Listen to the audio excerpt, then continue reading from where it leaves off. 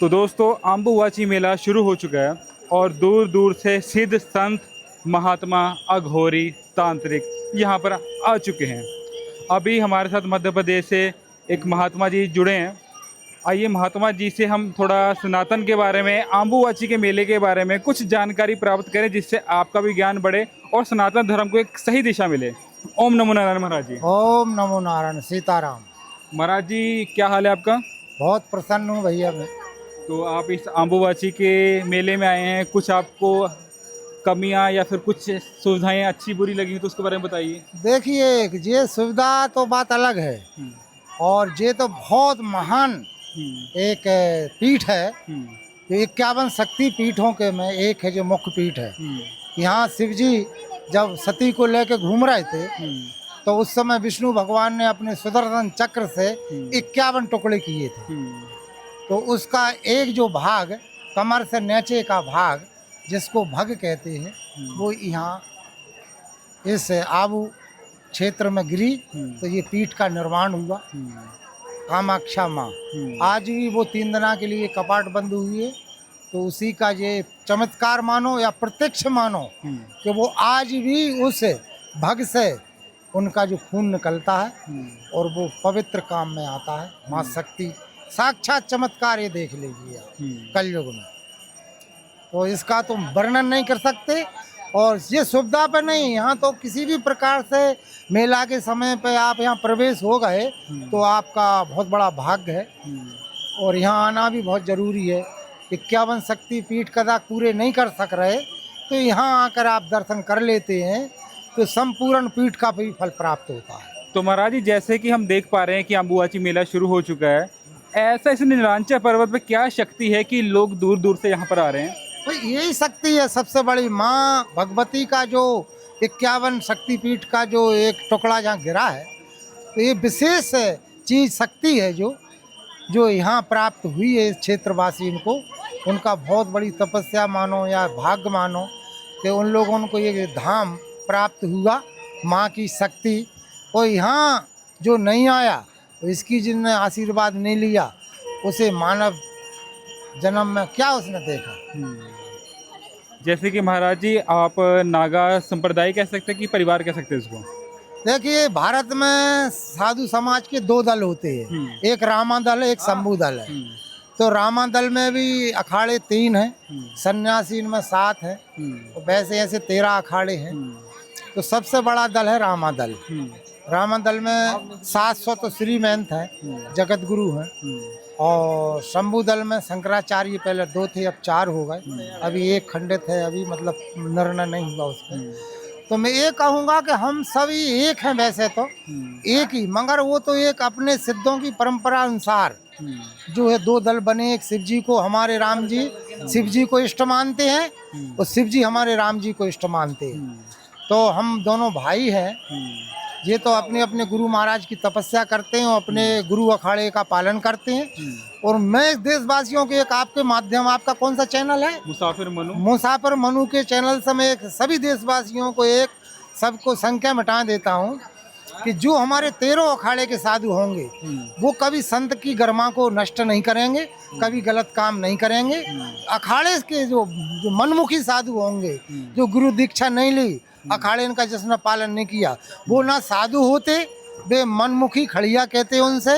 वो साधु भेष भले ही रख लेते हैं और अच्छे साधु से भी अच्छे दिखते हैं, मगर सबसे बड़ी ये है कि अखाड़े के उनके पास कोई भी कार्ड है तो अब उसको साधु मानिए 13 अखाड़े में, और वरना वो साधु नहीं होते।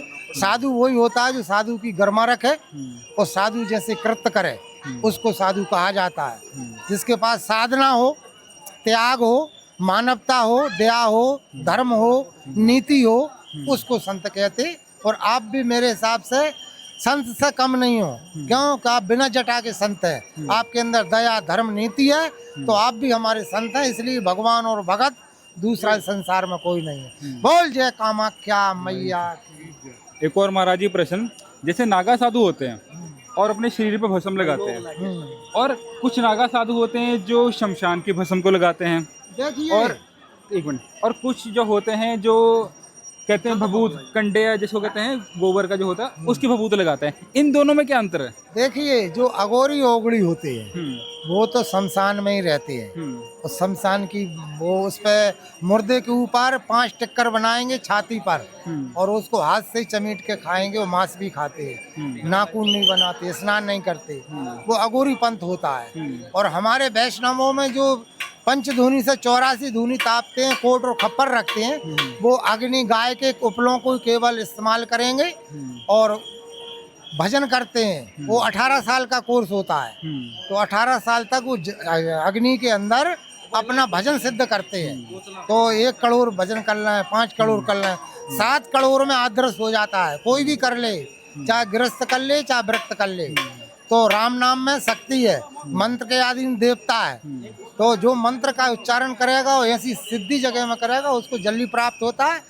इसलिए साधु अग्नि में बैठ कर करते हैं। और अगोरी ओगड़ी होते हैं, जो चमत्कारी होते हैं, जो आपको कुछ भी मंगा देंगे, सट्टे का नंबर भी बता देंगे, कुछ भी।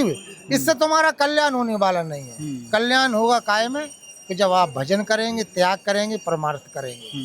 तो हमारा वैष्णव जो है कभी तांत्रिक क्रिया नहीं करता, कभी भी, और सबको सदगति के लिए उपाय बताता है।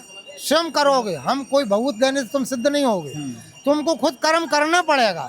कर्म प्रधान विश्व कर रहा था, और जो जस करे तस फल पाए। और महाराज जी हम देख पा रहे हैं कि जैसे कि नागा साधु होते हैं, अलग अलग प्रकार की कठिन साधना करते हैं।